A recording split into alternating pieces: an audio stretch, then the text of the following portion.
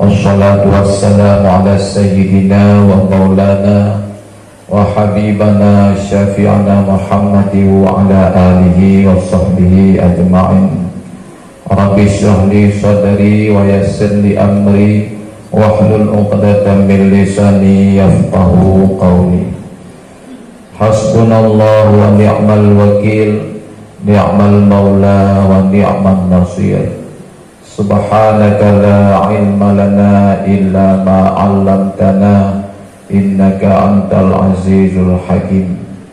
Shadaqallahul azim. Puja beserta syukur sama-sama dengan puas kepada siratal ilahi rabbi Allah subhanahu wa ta'ala jalla jalaluh. Kemudian selawat dan salam sama-sama kita doakan keharibaan baginda Nabi besar Muhammad sallallahu alaihi wasallam, seterusnya kepada para al dan sahabat-sahabat beliau sekalian.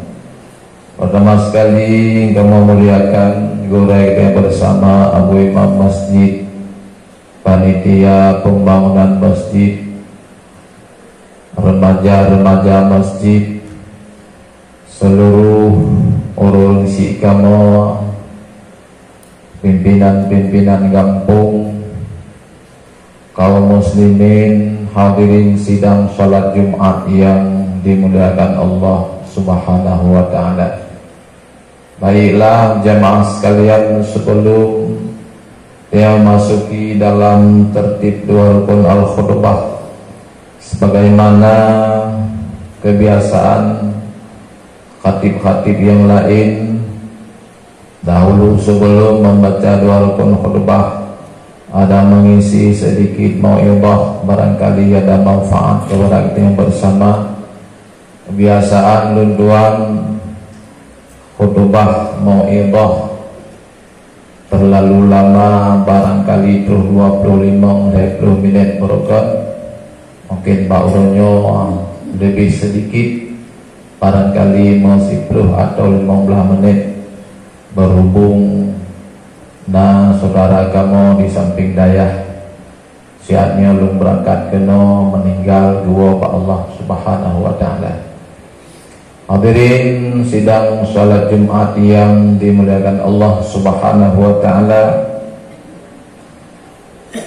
sebagaimana kagedanya pahami dari sebuah ayat Allah subhanahu wa ta'ala yang sering dibaca dan gegun li yang pegat-pegat umat tatkala ada suatu musibah kematian seseorang. Gegun li yang pegat umat dengan mengucapkan bismillahirrahmanirrahim, inna lillahi wa inna ilaihi raji'un. Sering dengar mak orang yang baca-baca ayat tersebut tatkala terjadinya musibah, yang bermakna inna lillahi, sesungguhnya itu datang daripada Allah, wa inna ilaihi, dan juga itu kembali kepada Allah, raji'una, kembali mereka itu. Pada dasar semuanya datang itu daripada Allah, dan juga akhirnya juga itu kembali kepada Allah. Yang namanya makhluk, yang bukan itu khalik, yang khalik itu Allah subhanahu wa ta'ala. Yang namanya makhluk tetap itu berdasarkan dari ciptaan Allah, dan akhirnya juga diambil kembali oleh Allah subhanahu wa ta'ala.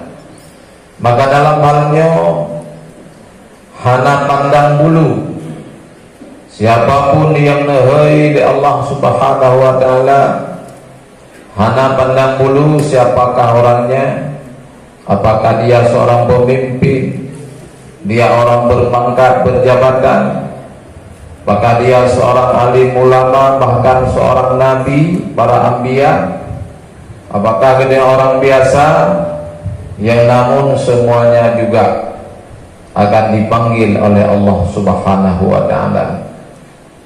Jamaah yang dimuliakan Allah Subhanahu wa ta'ala, gedanya ketahuilah, sudah berada di tengah-tengah dua alam, antara yaitu alam zuriat dengan alam barzakh. Diikut daripada alamnya, gedanya gepedu oleh Allah Subhanahu wa ta'ala 5 bulan sekurang bulan dalam kandungan seorang ibu, berada di alam tersebut. Namun sebelum itu Allah Subhanahu wa ta'ala gepedu lang alam zuriyat, yaitu dalam tubuh urang si agam hingga seterusnya. Kemudian setelah gedaya dilahirkan kena akhir muka bumanya, gedanya hanya dipersinggahkan beberapa saat, beberapa waktu, bukan untuk kehidupan yang abadi, sehingga kehidupannya diibarat adalah kehidupan sementara, siap.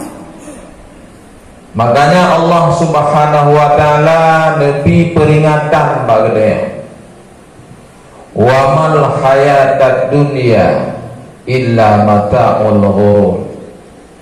Bukanlah itu kehidupan dunia yang abadi bagimu, yang baik bagimu, illa mata'ul ghurur, kecuali kehidupan dunia ini adalah hanya suatu tipu daya.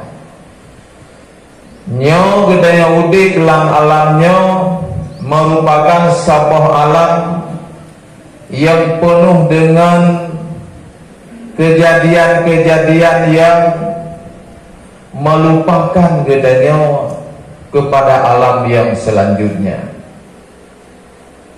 Gedanya di kelalau, di kedua, sehingga menghabiskan waktu. Dikala habis waktu gedaya kadamang dalam alam selanjutnya, gedaya baru terasa penyesalan, penuh dengan penyesalan.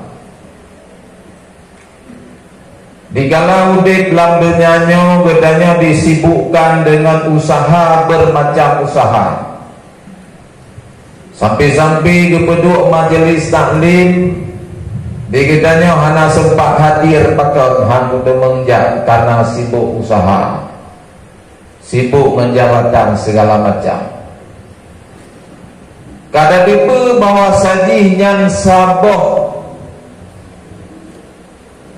amalan yang menyibukkan gedeo daripada mendekatkan diri kepada Allah, yang namun dikidaya tetap berada di tempat tersebut.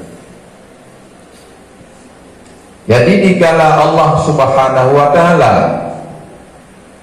nesayang kepada sirah hamba, nenebi kebaikan kepada sirah hamba, maka si hamba tersebut gepui ingat di Allah. Nyo katruh wate sembayang gepui ingat. Dikala gepui ingat di Allah dengan gepui hidayah, maka seluruh aktivitas ditinggalkan. Kenapa? Karena gedaya menuju kepada kebaikan, karena kebaikan kaki iradah dari Allah Subhanahu wa ta'ala. Jamaah yang dimuliakan Allah Subhanahu wa ta'ala, Allah Subhanahu wa ta'ala gehoi gedanya limau bawate lewat suara panggilan Allah tersebut melalui suara seorang muazzin, sirah urang yang azan. Dikala truh wate yang limau ga azan di urang yang azan, pada hakikatnya ketahuilah legitanya Allah Subhanahu wa ta'ala telah memanggilkan dia. Pada hakikat Allah limau wate nya gehoi gedanya limau ga. geyo ya berbuat ibadah, geyo cari kemenangan, geyo bertauhid Allah, geyo sembah kepada Allah. Yang namun panggilan tersebut kadang-kadang bak gedanya hana tak indahkan. Kenapa gedanya hana tak indahkan? Dikarenakan di yang ada kesibukan-kesibukan dan kepentingan-kepentingan yang lain yang tak anggap itu lebih penting bagi kitanya. Padahal tiada suara lebih penting selain daripada suara panggilan Allah Subhanahu wa ta'ala. Sehingga oleh Allah Subhanahu wa ta'ala kitanya mbak gedaya, hai hambalun siuro limonggol hui kata kejahan tasud, sementara dikata siga tahoilung langsung lung suud. Dan bagaimana gedean dengan Allah? Nah malay gedean dengan Allah, unan rasa malay gedean dengan Allah. Allah yang di kehidupan dannya, bi umur, bi sehat, bi segala-gala segala macam. Apa yang tak nikmati, semua yang dinikmati itu pemberian sang Allah.